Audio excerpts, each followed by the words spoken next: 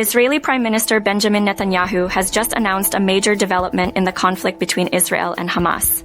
In a televised address to the nation, he revealed that the Israeli military has launched a ground invasion in Gaza, marking a significant escalation in the ongoing war. Netanyahu acknowledged that this new phase of the conflict will be challenging, stating, "It will be long and difficult."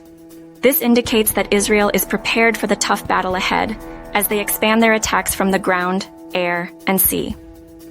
The intense bombardment by the Israeli military has severely disrupted communications in Gaza, isolating the 2.3 million residents from the outside world. This allows Israel to control the narrative of the conflict, shaping the perception of the situation. The military has released images of tank columns moving through open areas of Gaza, close to the border. Additionally, warplanes have targeted numerous Hamas tunnels and underground bunkers.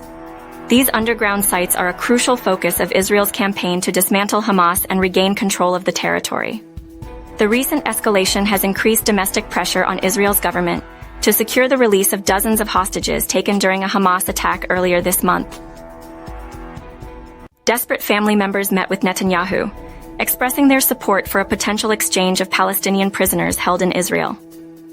Netanyahu assured the nation that Israel is determined to bring back all the hostages and emphasized that the expanding ground operation will aid in achieving this goal. However, due to secrecy, he couldn't share all the details of the sensitive efforts. With the ground invasion underway, the conflict between Israel and Hamas has entered a critical phase. The coming days and weeks will undoubtedly be challenging, but Israel remains resolute in its mission to restore peace and security to the region. This is the second stage of the war, whose objectives are clear: to destroy the military and governmental capabilities of Hamas and bring the hostages home, Netanyahu said. The Palestinian death toll in Gaza has risen to just over 7,700 people in the 3 weeks since the war began, with a majority of those killed being women and minors. The health network is crippled by disrupted communications, hindering ambulance calls and emergency response efforts, especially locating those in need. Israel says its strikes target Hamas fighters and infrastructure, but the militants operate from among civilians, putting them in danger. In Gaza, an estimated 1,700 people are trapped beneath the rubble, desperately calling for help. Civilians are using their bare hands to rescue the injured, loading them into personal cars or donkey carts. The streets are filled with chaos as Palestinians sprint with wounded individuals, shouting for ambulances. The situation is dire, with limited communication and families unable to reach each other. Hind al-Qudari, a journalist in central Gaza, describes the fear and uncertainty. "The bombs were everywhere. The building was shaking. We can't reach anyone or contact anyone.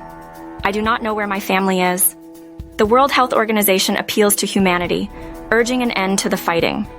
The casualties are mounting, with more wounded every hour. Ambulances struggle to reach those in need due to the communications blackout. Morgues are overflowing, and tragically, over half of the dead are women and children.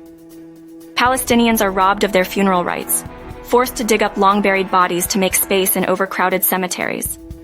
Over 1.4 million people have fled their homes, seeking refuge in overcrowded UN schools and shelters.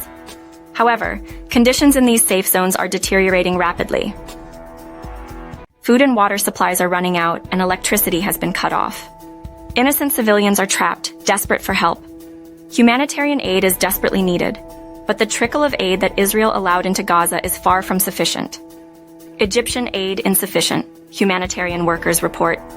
Gaza hospitals have been scrounging for fuel to run emergency generators that power life-saving equipment, including incubators. The situation is dire, and the lives of patients, including infants, are at risk.